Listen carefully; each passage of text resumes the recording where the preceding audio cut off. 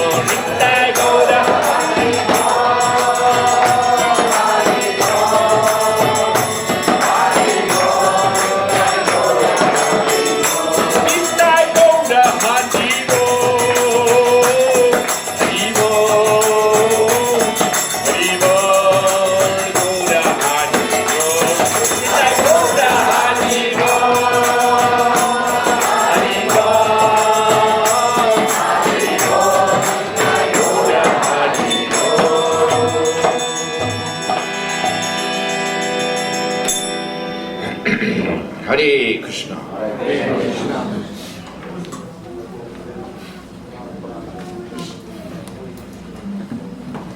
Punya ji.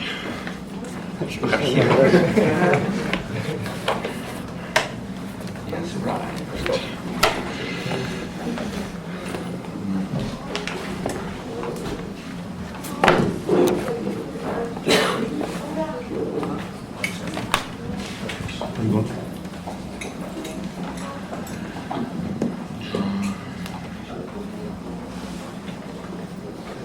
So Hare Krishna, welcome. I'm very glad to be with you this evening. My name is Suhotra Swami.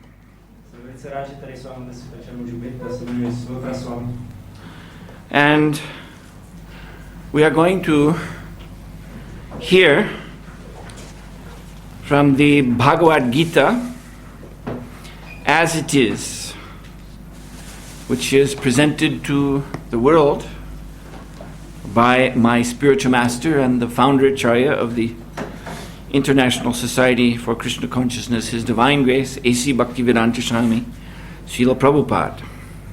Poslouchat Bhagavad Gita takové, jaká je, kterou si představil můj duchovní učitel a zakladatel Acharya Mezinárodní společnosti pro vědomí Krišny, Bhaktivedanta Swami Prabhupada. The significance of Bhagavad Gita actually cannot be expressed in human terms. Důležitost a význam Bhagavad Gita se vlastně ani lidskými pojmy nedá vyložit. But it is our duty to try to simply repeat what we have heard from our spiritual master, which comes down through the Guru Parampara, ultimately from Lord Krishna himself. Přesto je naší povinností opakovat, co jsme slyšeli od duchovního učitele, co přichází skrze posloupnost Guru Paramparu v konečném smyslu od samotného Pána Krišny. So Bhagavad Gita, this name of this book in Sanskrit means the song of the Lord, the song of the Supreme Personality of Godhead. Název knihy Bhagavad Gita v sanskritu znamená píseň nejvyššího Pána, nejvyšší osobnosti božství. The book is 700 Sanskrit shlokas long. Ta kniha má 700 sanskritských slov, covering 18 chapters. které jsou rozložené v 18 kapitolách. That's not very long. You could read the verses, translations of the verses, in about, well, less than an hour, for sure. Což není příliš dlouhá věc, vlastně všechny ty verše v překladu byste si přečetli za méně než hodinu. And this book, because it is spoken by Bhagavan, which means God himself, therefore this represents the supreme transcendental knowledge. Protože tuto knihu vyslovil Bhagavan, neboli samotný Bůh, tak představuje nejvyšší transcendentální poznání. There are many very valuable scriptures in the world. Na světě existuje mnoho cenných písem. Many of them come from India, but some are coming from outside of India. Mnoho z nich pochází z Indie, ale některé i mimo Indii. But generally what we find is that these scriptures are spoken by a saintly person or perhaps by an angel. Some certainly more than human being, but very rarely do we find God himself, the absolute truth, the source of everything, speaking directly. Co obvykle u těch písem zjistíme, že jsou vyslovená nějakým mudrcem nebo anděli, nějakými bytostmi vyššími než je člověk, ale málo kdy něco říká přímo Bůh, absolutní pravda, ze které všechno pochází. Another thing is that very often when we look in the different scriptures of the world, we find that what is being said about God tends to hide him more than reveal him. Další věc, co zjistíme při studiu různých písem, která mluví o Bohu, tak že ho spíš zahalují, než aby ho vyjevovalo. Now, I'm not saying that this is improper, because often the problem is that the people to whom these scriptures are being spoken are not very intelligent. Neříkám, že to není v pořádku, protože často písma, která lidé, kterým tato písma byla určena, nebyli příliš inteligentní. shepherds of the desert, for example. Například nějací pastevci z pouště. So, for such people who are very prone by their simple nature to worship anything wonderful, for these people, often the instruction is what God is not. Don't worship anything other than God, and then so much is said about what God is not, so you won't worship the wrong divine being. Jelikož díky své jednoduché povaze tito lidé mají sklon uctívat cokoliv mocného, tak tato písma jim říkají, co Bůh není, aby neuctívali něco, co není božské. And sometimes this message of what God is not, which in Christian theology is called via negativa, the negative way. You see? And also in India, there's a parallel process called neti, not this, not this. So too often, this is leading people to the misunderstanding that God is practically nothing. God is not a person, as we know persons. God is finally almost nothing. Často tenhle proces, který v křesťanské teologii se nazývá via negativa, neboli negativní popisy, a v Indii také to je proces neti, zamítání čehokoliv, co není Bůh, tak vede lidi až k tomu přesvědčení, že Bůh v podstatě není téměř nic, protože není osoba, jakou bychom mohli znát, nebo nic, co bychom mohli znát. So when we no longer have a clear idea of what God is positively, then it becomes a problem to understand how we shall actually have a meaningful relationship with God. Když potom nemáme pozitivní představu, co Bůh je, tak je velice těžké kultivovat nějaký pozitivní náš osobní vztah k Bohu. Because God, if He's so great and so far away and so completely different from us and everything here, then how do we relate to Him? Takže když je tak velký a je tak daleko a tolik odlišný od nás a od všeho, co tady známe, tak jak se k němu můžeme stávat? So fortunately, there is this Bhagavad Gita, Naštěstí je zde tato Bhagavad Gita, in which Krishna himself appears as he is. které se Krishna sám zjevuje takový, jaký je. There is a time, place, circumstance in which this Gita was spoken. Je určitá doba, místo a okolnosti, za kterých tato Gita byla vyslovena. It was spoken 5,000 years ago at a place called Kurukshetra in India. Byla vyslovena před 5,000 lety v Indii na místě zvaném Kurukshetra. There was a person to whom the Gita was being spoken named Arjuna. A byla tam osoba, která tu Gitu vyslechla, ta se jmenovala Arjuna. And we should understand a little bit about Arjuna also. Také bychom měli něco málo vědět o Arjunovi. That Arjuna was a member of the Kshatriya class in the Vedic civilization. That means the royal order. Že Arjuna byl příslušníkem kšatrijské třídy védské civilizace, což znamená královského řádu. He was a prince and he was a great warrior. To princ a velký válečník. And he was at the same time very, very learned, very, very noble person. Zároveň byl velice učený a vznešený. So he was not a fool, not, as I say, a simple person herding animals in the desert. He was fit to rule a kingdom, to rule millions of people. Že to nebyl žádný hlupák, který by pásl ovce někde na poušti, ale člověk způsobilý vládnout milionů lidí. But apart from these material qualifications, Arjuna was also a pure devotee of Krishna. Kromě těchto hmotných kvalifikací byl Arjuna také čistým oddaným Krishně.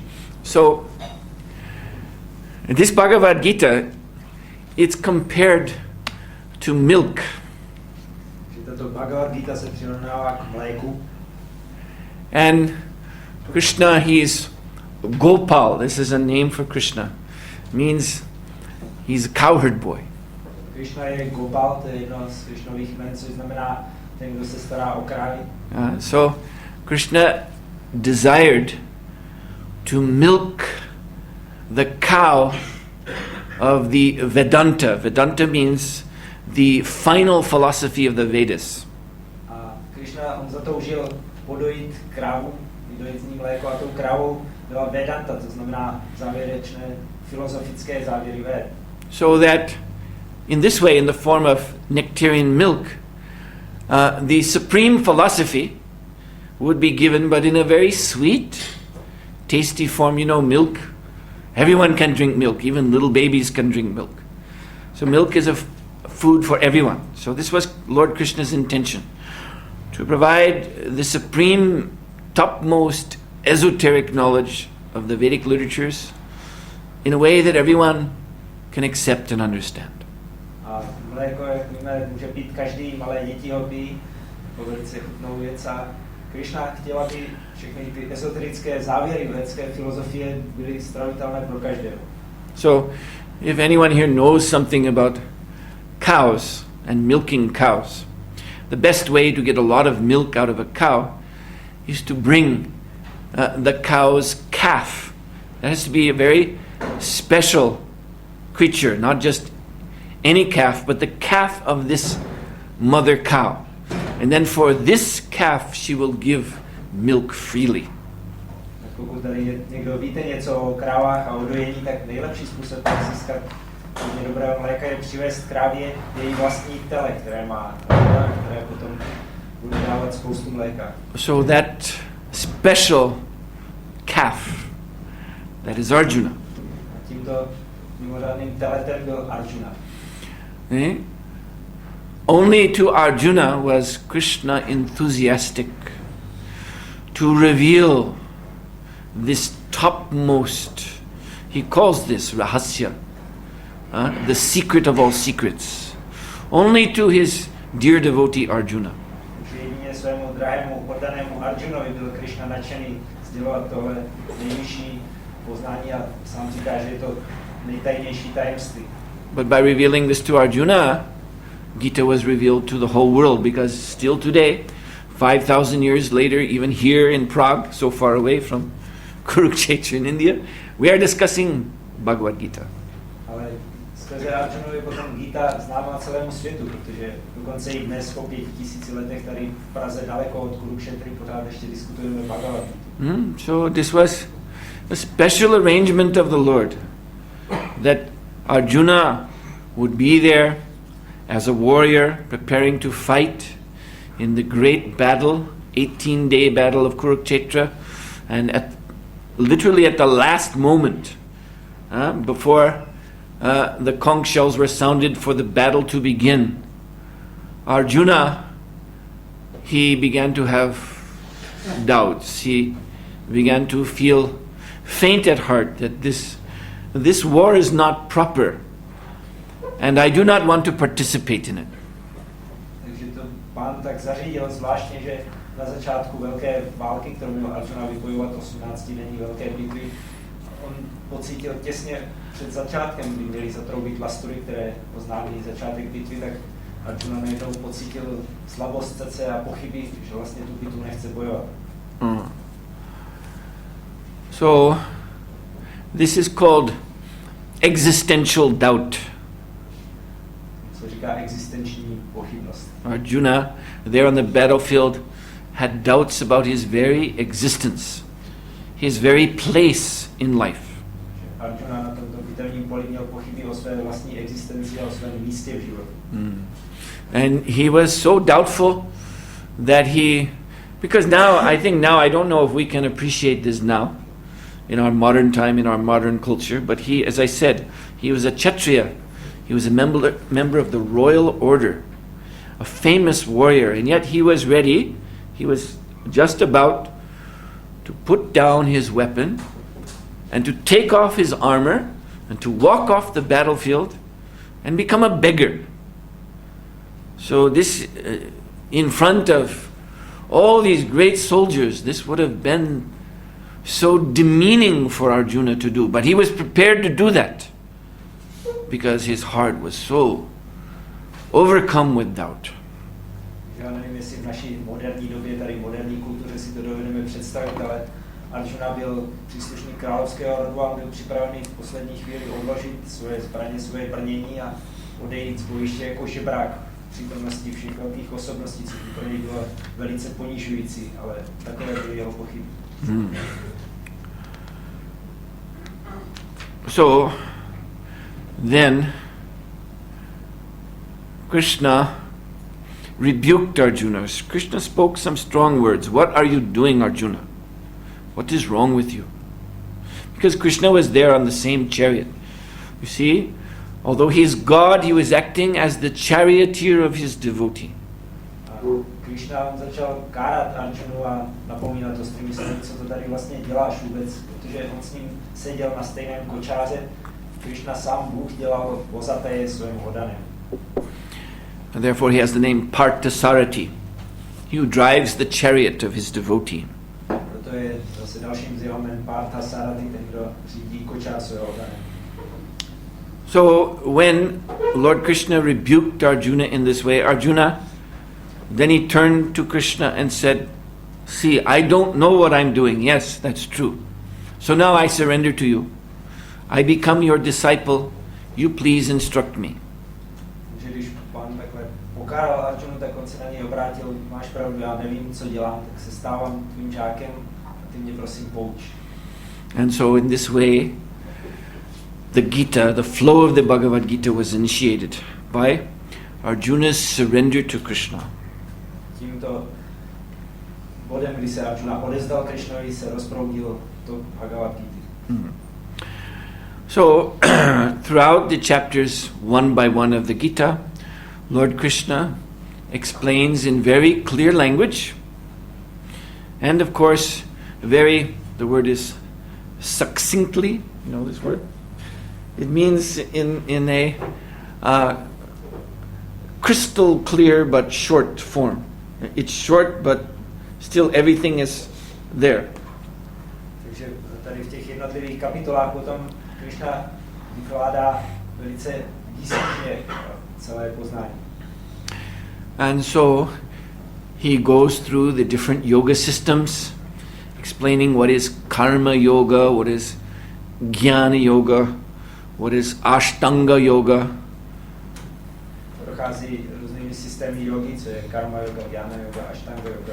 He explains the soul, the eternal living entity, which is the source of life of this body. Vysvětluje duši, věčnou živou bytost, která je zdrojem života v tomto těle. He explains the soul's entanglement in this material world. Vysvětluje zapletení duše v tomto hmotném světě. And finally he explains the topmost yoga system, bhakti yoga. A nakonec vysvětluje nejvyšší jogový systém, který je bhakti yoga. Bhakti means devotion. Bhakti znamená oddanost. So when people think of yoga, of course, they think of this more mystical process of sitting down in asanas and controlling the breath and meditating in such a way to raise the consciousness through these energy centers called chakras. A když lidé myslí na jogu, tak většinou si představí mystický postup, kdy člověk sedí v různých asanech, ovládá dech a potom pozvedá životní energii skrze energetická centra zvané čakry. But Krishna very clearly states here that of all yoga systems, bhakti is supreme. Ale Krishna tady jasně říká, že ze všech jogových systémů je bhakti nejvyšší. So, by this instructions, he's pointing out something very, very important about the nature of the soul. Těmito pokyny poukazuje na něco velice významného o povaze duše. That this soul, our real self, is not simply some abstract intellectual entity. že duše, naše skutečné vlastní já, není nějaká abstraktní intelektuální entita. You see, the soul is not going to be satisfied.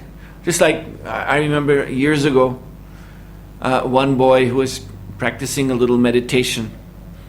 He was asking me about, in my meditation, I'm seeing different colors. So what do these colors mean? Can you tell me?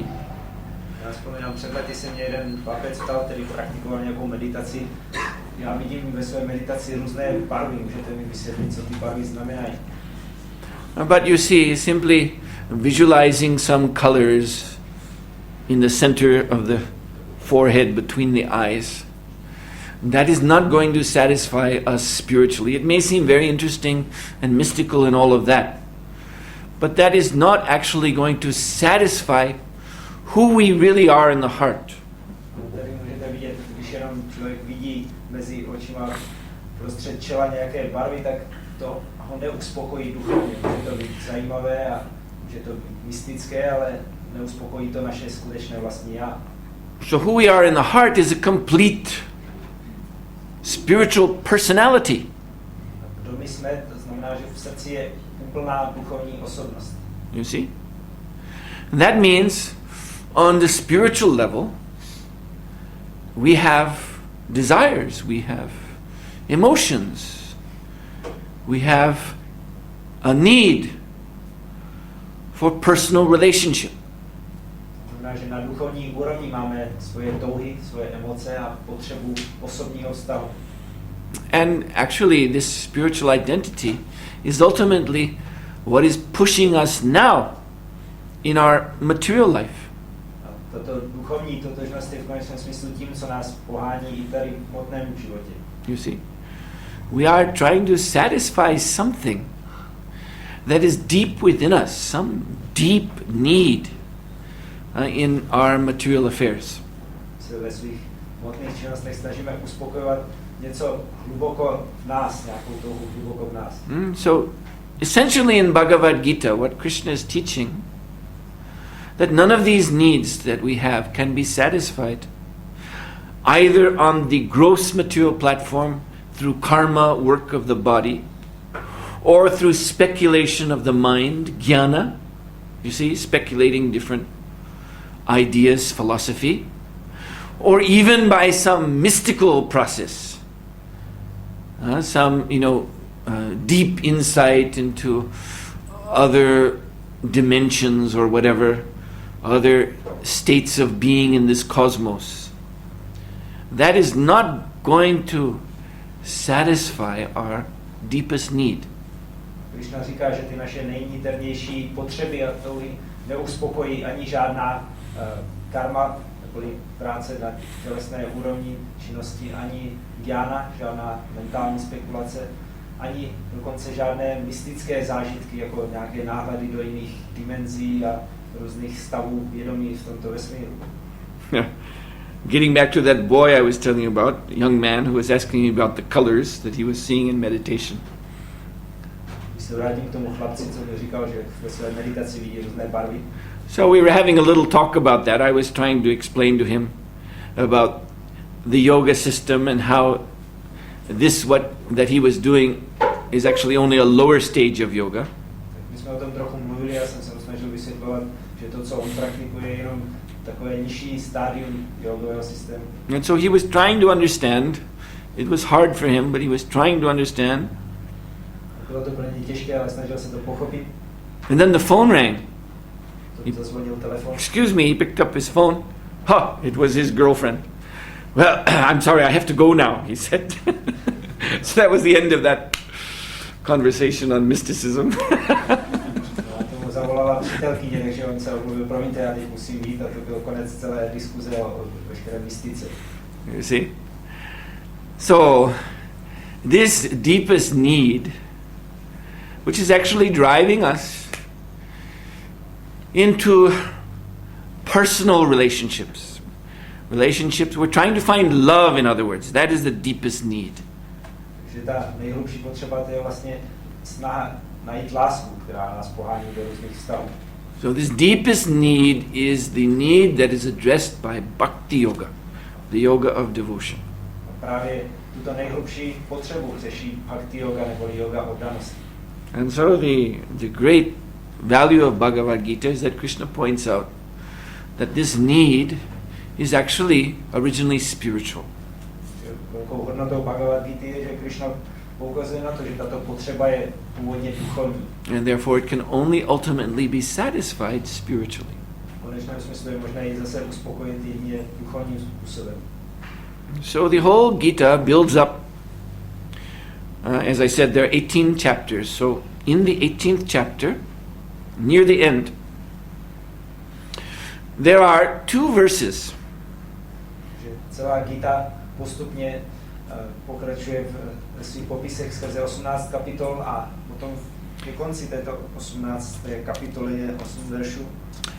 Text 65 and 66. To jsou verše 65, 66. So the first is known as the Gita Rahasya, which means the secret of the whole Bhagavad Gita. Verš 65 je známý jako Gita Rahasya, neboli tajemství celé Bhagavad Gity.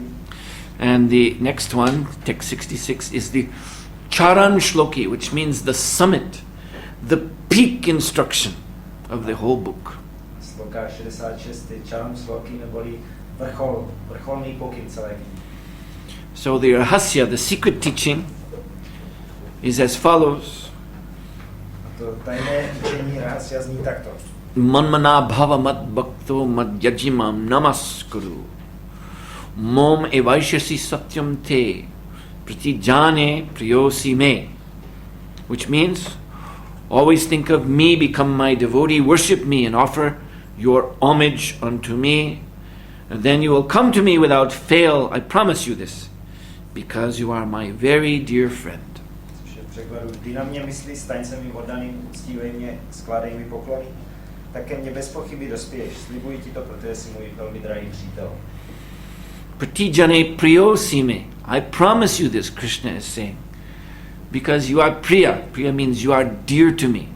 You are dear to my heart.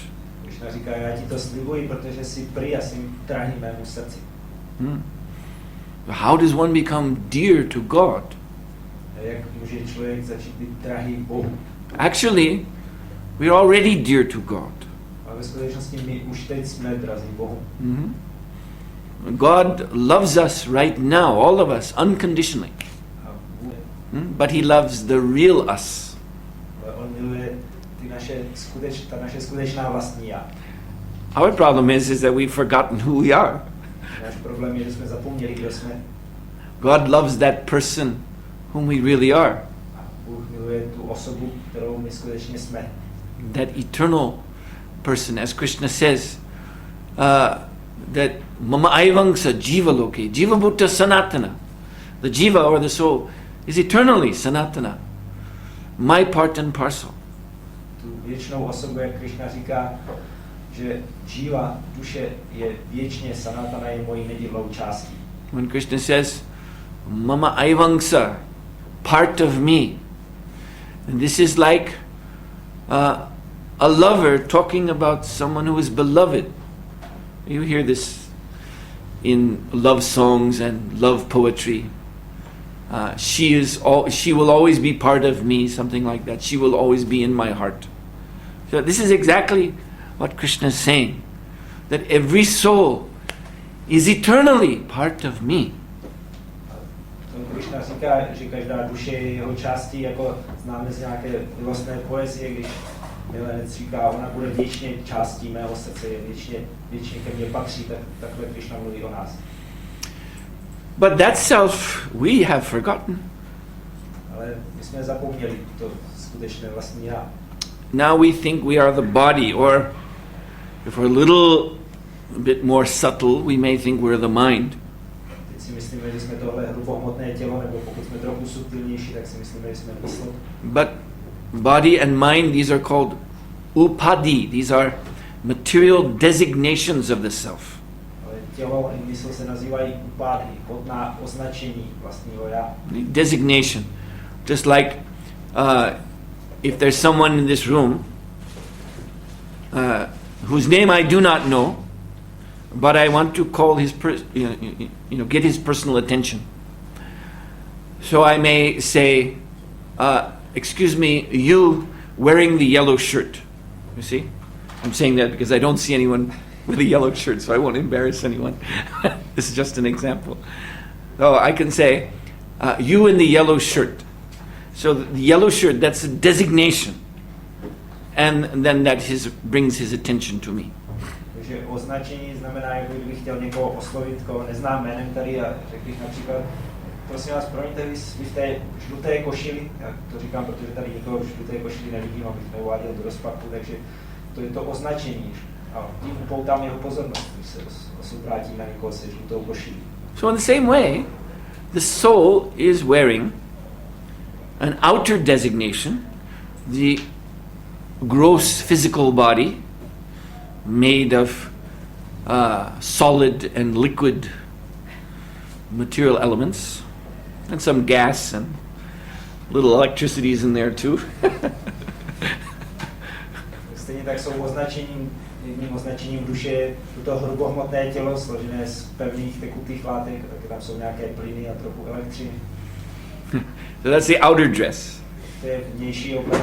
And then, people wear overclothes and underclothes. So the soul also has underclothes in the form of the subtle mind. Lidé nosí svrchní oděvy a spodní prádla, takže to je subtilní tělo pro duši. You see, the mind is simply the means by which we are attached to this gross outer covering. Mysl je jenom takový prostředník, kterým jsme spojeni s tímto vnějším hrubohmotným tělem. It's like a lens that is focusing our consciousness on the material world. To je jako čočka, která zaostřuje naše vědomí na hmotný svět. The material world is actually very, very, very far away from the soul. Hmotný svět je ve skutečnosti velice daleko od duše. Just like the moon is very far away from us. Jako měsíc je od nás velice daleko. But if we look through the lens of a telescope, that seems to bring the moon very near. You can see, if it's a good telescope, you can see the craters, you can see distinct features on the surface, as if you were right there. So in the same way, the lens of the mind, the lens of the subtle body, mind, intelligence, false ego, brings us right up close to this body so that we think, yes, I am the body. Měsíc je daleko, ale když se díváme dobrým dalekohledem skrze jeho češky, tak můžeme vidět krátery, různé podrobnosti na jeho povrchu a stejně tak skrze subtilní tělo, mysl, inteligence, falešné ego můžeme být zaostření na tohle tělo a že se nám zdá tak blízko, až si myslíme, ano, já jsem tohle tělo. So when we accept these coverings as ourself, that is ignorance, spiritual ignorance. Když my přijímáme tyhle obaly jako naše duchovní vlastní já, tak to je duchovní nevědomost. Like Srila Prabhupada, he used to give one very practical example very often of a person drowning, like at the beach. So someone has gone into the water and is drowning, and another person rushes in to save him, but then comes out of the water only with the swimsuit in the hand, you see. So he may think he's accomplished something very great by saving the swimsuit, but the person himself is lost. Srila Prabhupada často dával takový praktický příklad, jako na pláži, když někdo šel do vody a najednou se začal topit a druhý člověk tam běhnul, aby ho zachránila, ale jediné, s čím vylezl, byly jeho plavky. A on si může myslet, že jako něčeho dosáhla užitečného, ale ve skutečnosti ta osoba samotná jako je s tím konec. So this is the state of affairs in this modern world. We have a big global civilization here, which is simply catering to the body and mind, and the soul is unknown. Taková je teď situace v celém světě, že máme velkou globální civilizaci, která jenom posluhuje tělu a mysli, ale duše zůstává neznámá. Mm-hmm. Some talk about the soul, but if you listen carefully, it's all speculation. Sice se někdy mluví o duši, ale když budete pozorně poslouchat, tak je to všechno spekulace. And mostly nobody's talking about the soul. Většinou nikdo o duši nemluví. Certainly not the scientists. určitě řada věcí. They don't believe in the soul. Nevěří v duši.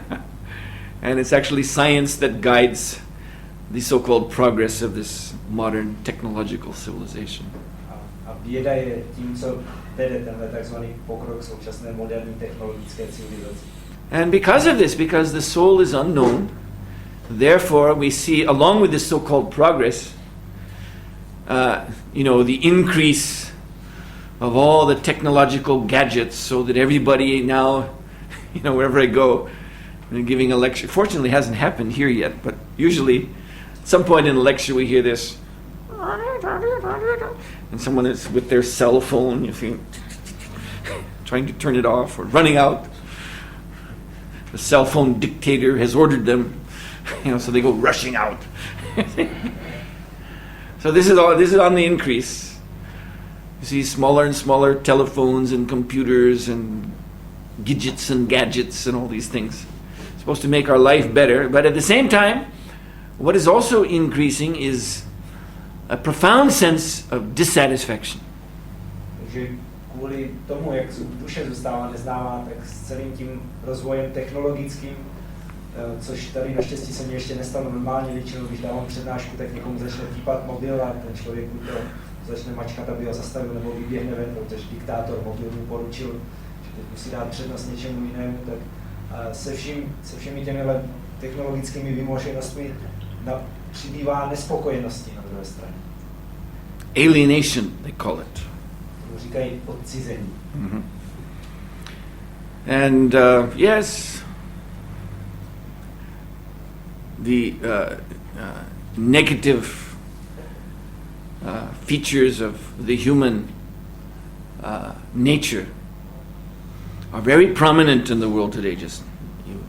Everyone knows it. I don't have to talk about that. It's on the televisions and the newspapers.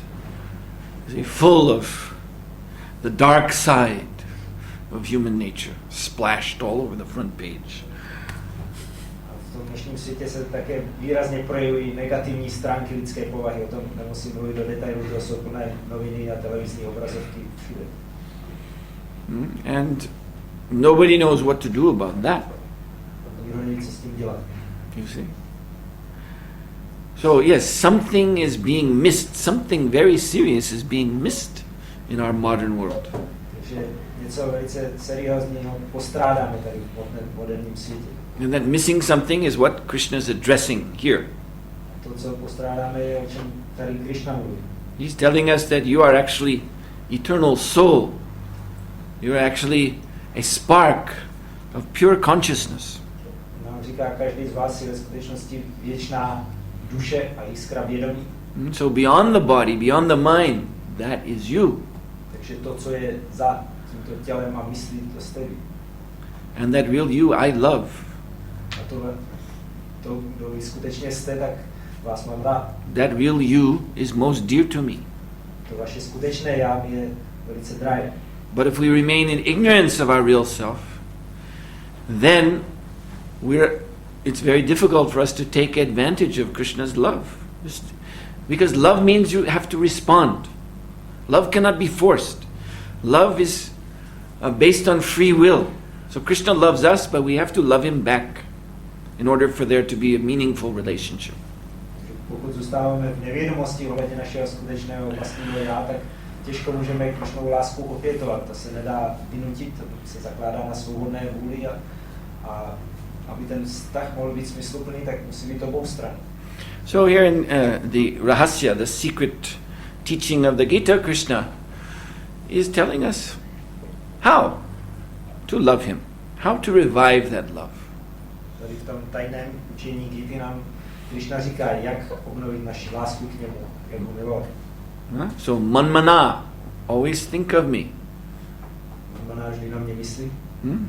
Our movement is called ISKCON, the International Society for Krishna Consciousness. So Krishna Consciousness, manmana. Naše hnutí se jmenuje ISKCON, nebo Mezinárodní společnost pro vědomí Krishny, a o tom jde. And bhava mad bhaktu, become my devotee. That means take up the activities, the lifestyle of a devotee of the Lord.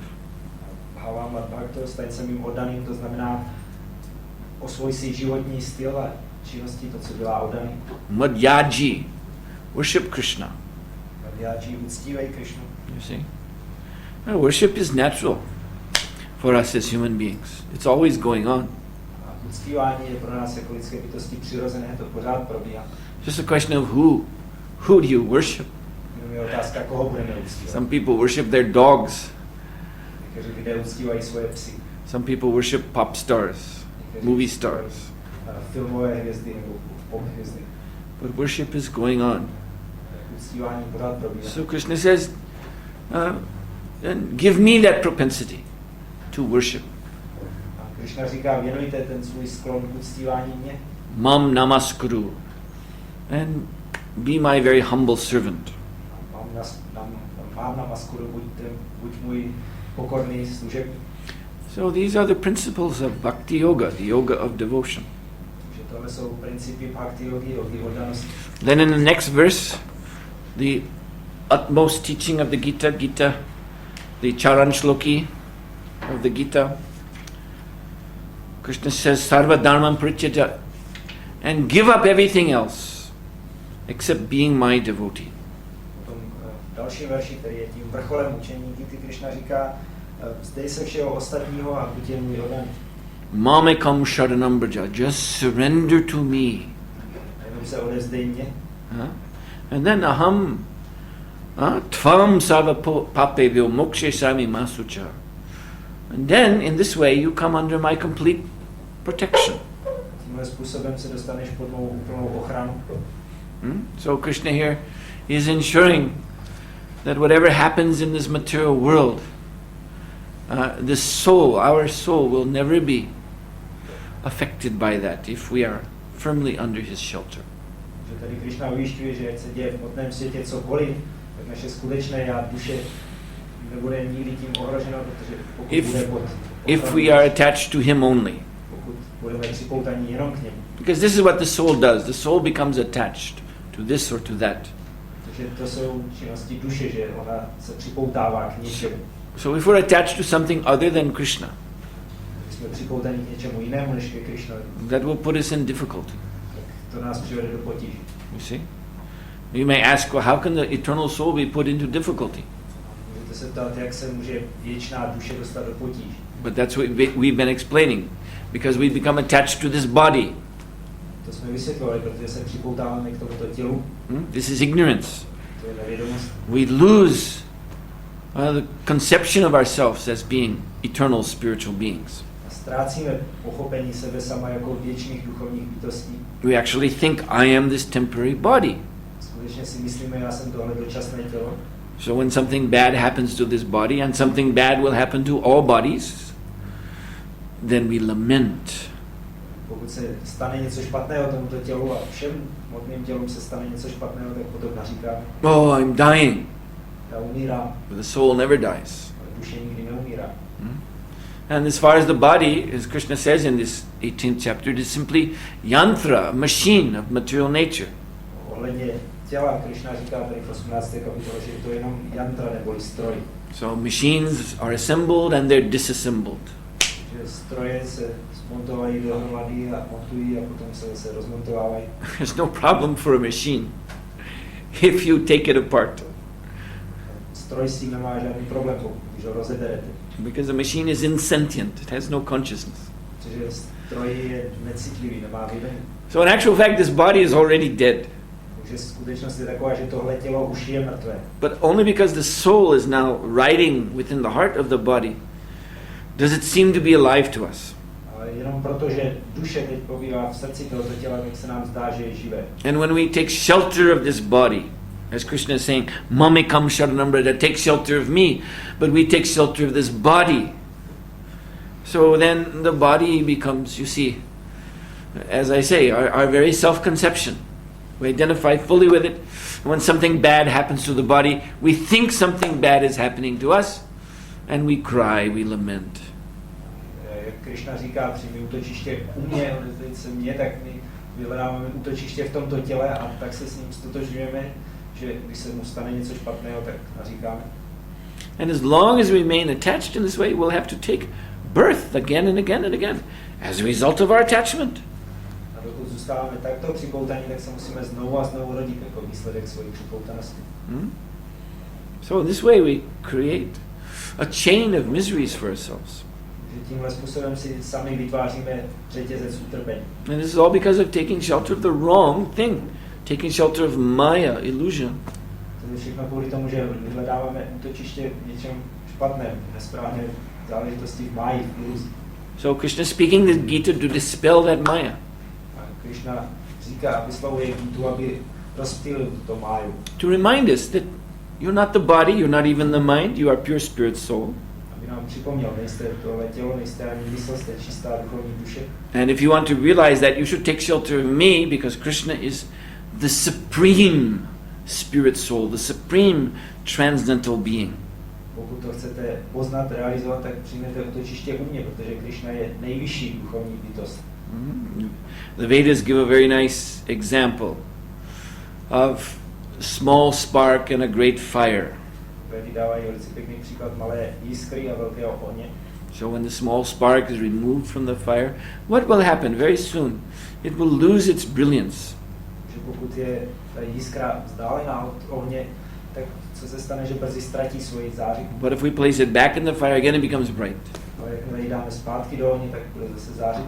So we have become separated from Krishna due to misuse of our free will. Že my kvůli zneužití naší svobodné vůle jsme byli odloučeni od Krišny. And now our consciousness has become very dim, Teď je naše vědomí velice matné very weak, a slabé. you see? And therefore we're miserable, Proto se cítíme nešťastní. overloaded with material problems, and we don't know how to solve them. Plně zaplavení hmotnými problémy, které nevíme, jak řešit. In actual fact, there is no problem at all.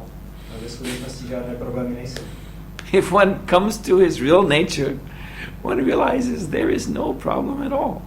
Když poznáme svoji skutečnou přirozenost, tak zjistíme, že vlastně žádné problémy nejsou. If one actually sees that body and mind are just coverings of what I really am. Když vidíme, že tělo a mysl jsou jenom obaly toho, co skutečně jsem. You see?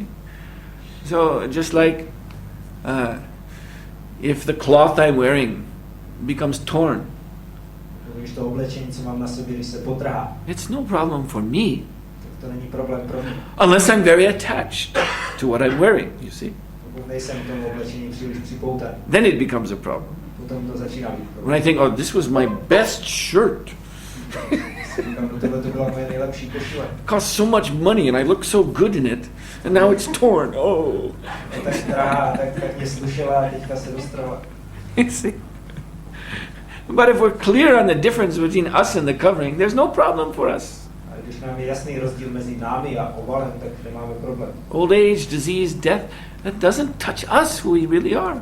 Stáří, nemoc, smrt, to se netýká nás, kdo skutečně jsme. But to realize that, we have to take shelter of the supreme and original source of the spiritual nature, of our actual nature, that is Krishna.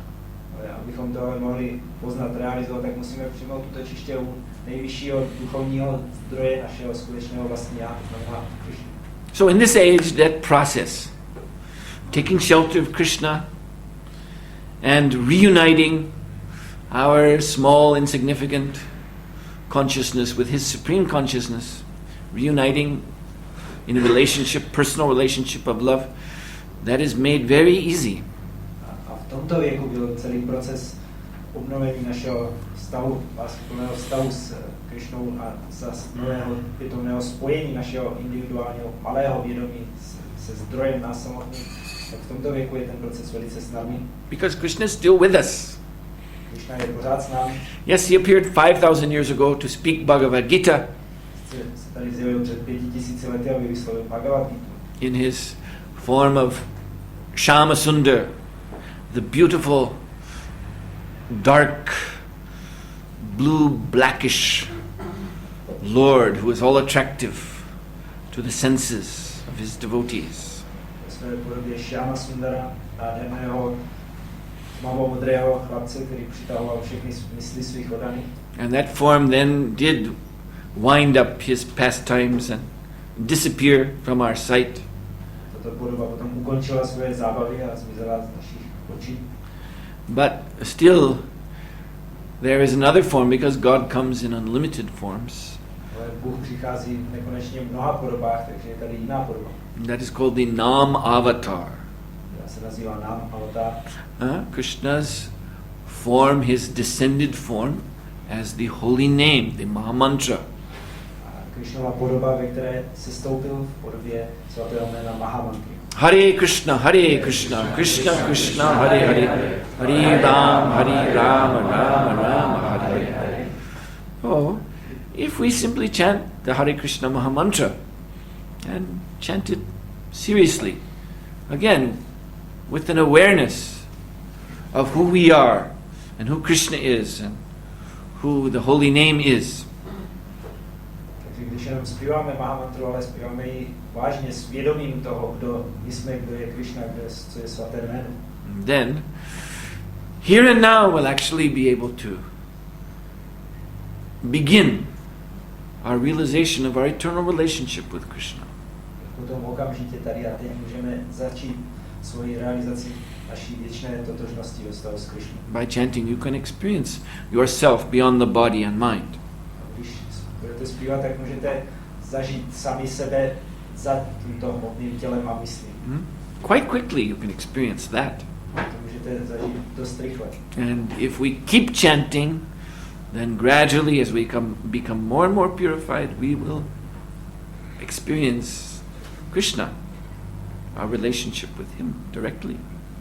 A když budeme zpívat dál a budeme se víc a víc očišťovat, tak přímo zakusíme, poznáme Krishnu a náš vztah s ním. And this is what we really want in the core of our being. To je, co ve skutečnosti opravdu chceme vnitru své bytosti. We're all looking for that perfect, intimate relationship with someone who understands us perfectly, someone we can give our heart to without fear, someone who will always be there for us. Hledáme důvěrný, dokonalý vztah s někým, kdo nás dokonale zná, komu se nemusíme bát dát svoje srdce. But that person is not here in the sense of someone here in Prague, you see, who will one day meet, turning a corner, oh, that's the one I've been... No, because that person, no matter how attractive that person may seem to us, is in the same predicament as we are. Tahle osoba není tady v tom smyslu, že není někdo v Praze, koho bychom za rohem potkali s tím, že ty jsi ten, koho jsem pořád hledal. Ale každý tady je ve stejně neblahé situaci, jako jsme my. Identifying with body and mind, subject to old age, disease, death. Stotožňuje se s tělem a myslí a podléhá stáří, nemocem a smrti. So many imperfections, so many problems. Tolik nedokonalostí a problémů. But Krishna is that person Ale Krishna je touto osobou, in whom we can take full shelter. které můžeme přímo plně útočiště. And Krishna, yes, is with us here and now, as I said, in the form of his holy name. A Krishna, on je s námi tady a teď, jak jsem říkal, v podobě svého svatého jména. So this is the movement of Krishna consciousness, which means the movement of spreading the holy name throughout the world. Tohle je hnutí pro vědomí Krishny, to znamená hnutí šíření svatého jména po celém světě. So this is our humble request that if you're not chanting the Hare Krishna Maha Mantra, you please start chanting. And if you are chanting already, then please continue and please endeavor to chant with more care and attention, with more bhakti, with more devotion. Takže to je naše pokorná žádost. Pokud ještě nespíváte, tak prosím začněte zpívat svaté jméno, a pokud už zpíváte, tak se snažte, pokračujte dál a snažte se zpívat s větší pozorností a skutečně s bhakti nebo oddaností.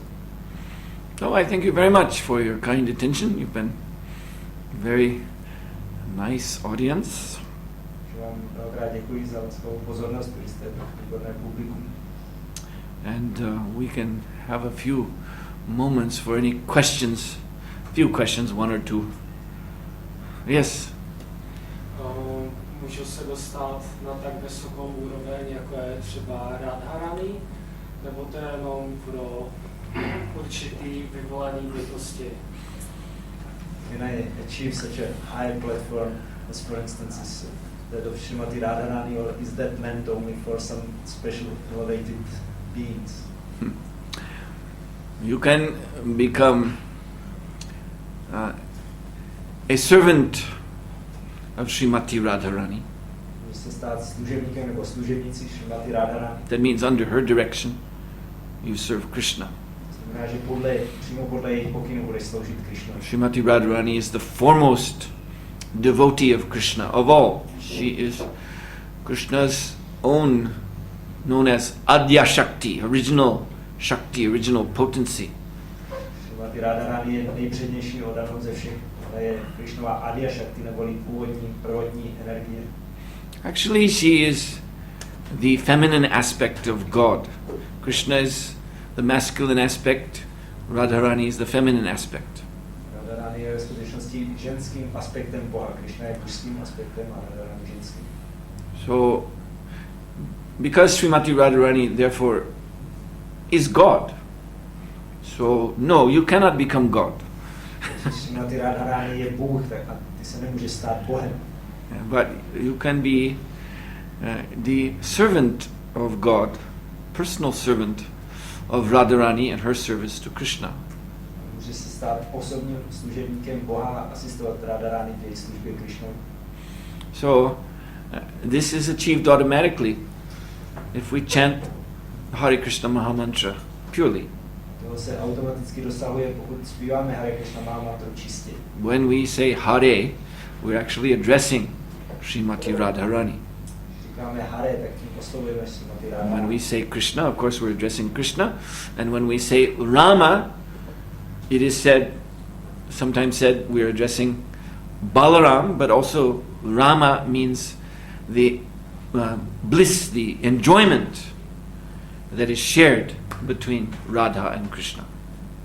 Když říkáme Krishna, oslovujeme Krishnu samozřejmě, a když říkáme Rama, tak někdy se říká, že oslovujeme Balaramu, ale Rama také znamená blaženost pořítku, který spolu Radharani a Krishna mají. So our aim should become a servant of their pleasure. Takže naším cílem by mělo být stát se služebníky jejich požitku. So when you become a servant of their pleasure, then automatically you are immersed in that pleasure of their intimate, loving exchange. Když sloužíte jejich požitku, tak automaticky sami jste úplně otopeni v požitku a blaženosti jejich láskyplných vztahů. And of all, there are so many different levels of spirituality, but this is the topmost. A ze všech různých úrovní duchovnosti je tohle ta nejvyšší. Anything else? One other question? Ještě má někdo jednu další otázku? Yes, this lady. Je moc třeba inteligentní otázka. Snažíme se, ale je to strašně pomalu. Jak máme teda pokračovat? A jak čistě? Já prostě se snažím. Nejde to, pořád mi tam mysl lítá všude dokola. Co pro to máme udělat, abychom postupovali trošičku? I have a humble question that we are trying. I try somehow to chant, but it's so difficult. My mind is always disturbing, and it goes so slowly. Although we endeavor and try, so what can we do that goes better? Well, first of all, I would like to congratulate you and encourage you for trying, however difficult it is. Still, the fact that you're trying is most wonderful, and you are certainly, by your attempt, attracting Krishna's direct personal attention upon yourself, attracting his mercy upon yourself. V první řadě vám chci poblahopřát a povzbudit vás, že ať to je jakkoliv těžké, tak už jenom to samotné, že se snažíte, znamená, že přitahujete Krishnovu osobní pozornost a on vám dává svou osobní milost. So therefore you must continue to keep trying, no matter how hard it seems to be. Takže ať to vypadá sebe víc těžké, tak byste měl pokračovat v té snaze. So, in my talk, I have focused particularly upon the chanting of Hare Krishna because, of course, that is the essence of our whole process. This is the central focus of everything, to chant Hare Krishna. Já jsem se v přednášce zaměřoval na zpívání Hare Krishna mantry, protože to je podstata všeho, co děláme, kolem toho se všechno ostatní soustředí. It's called the Yuga Dharma. It is the only valid religious process or spiritual process for this age, Yuga, known as Kali Yuga. Se říká Yuga Dharma, neboli jediný právoplatný duchovní nebo náboženský proces pro současný věk Yugu, který se nazývá Kali Yuga. But obviously also, if you know about the Hare Krishna movement, it is not only chanting Hare Krishna. Ale jestli víte něco o hnutí Hare Krishna, tak samozřejmě to se nejedná jenom o zpívání Hare Krishna. For instance, you're all gathered here. Of course, we chanted Hare Krishna together, but for the longer time, we were hearing and discussing the Bhagavad Gita.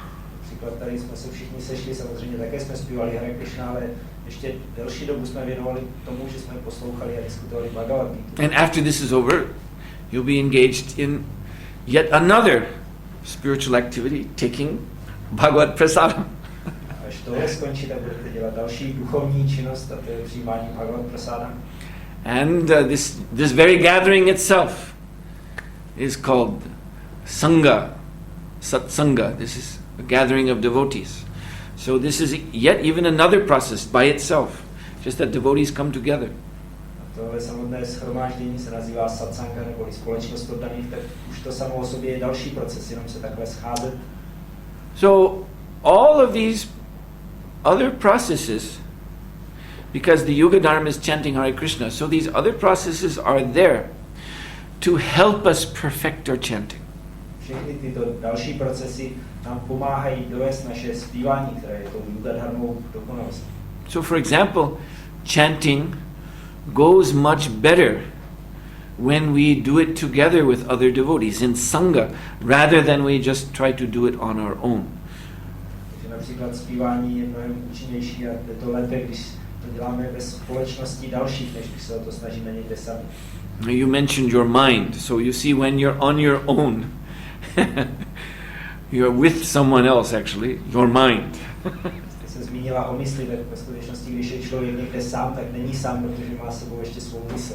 It's when we're on our own that the mind then really steps outside and becomes another entity who is talking to us and, controlling us, taking over. Když jsme sami, tak mysl vlastně vystoupí ven a stává se další osobou, která k nám mluví a ovládá nás a úplně se nás mocní. You can notice that practically. When you're with other people, then your mind is in check. You see, you're all check. I didn't mean a joke. But anyway, your mind is subdued in the presence of other people. Toho si můžete všimnout, že když jste s jinými lidmi, tak je mysl ovládaná. So even in not even to speak about spiritualism, even in just ordinary social occasions, Nejen v duchovní společnosti, ale i prostě běžně při společenských událostech. people have to be careful about, they can't just say everything that's in their mind. You see, Můžeme říkat cokoliv, co máme na mysli. some cocktail party, if someone just starts to say everything what's is in his mind about other people, it's going to be very embarrassing, and he'll be, ejected from the assembly quickly. Na nějakém sedání někdo začne volně říkat cokoliv vám myslí o ostatních, tak to bude trapné a většinou to skončí, že ho vyvedou. So therefore, to chant in the assembly of devotees, it makes our hearing, our concentration upon the holy name, much stronger, much more concentrated. Takže když zpíváme ve společnosti oddaných, tak naše naslouchání a pozornost věnovaná svatém jménu je mnohem soustředěnější. So, I can't speak in great detail, but I'm just giving you the idea that there are these many other processes in Krishna consciousness. These are other processes of bhakti yoga, and we can employ them, or we should employ them, to enhance the central process of chanting and hearing. Já nemůžu probrat všechny podrobnosti, ale dávám vám tenhle návod, že jsou tady ty další procesy, které můžeme a měli bychom využít pro to, abychom své zpívání zlepšili. Hare Krishna. All right then, so we'll stop here. Again, I want to thank you all for being such a nice, attentive audience. Já vám zase ještě jednou chci poděkovat, že jste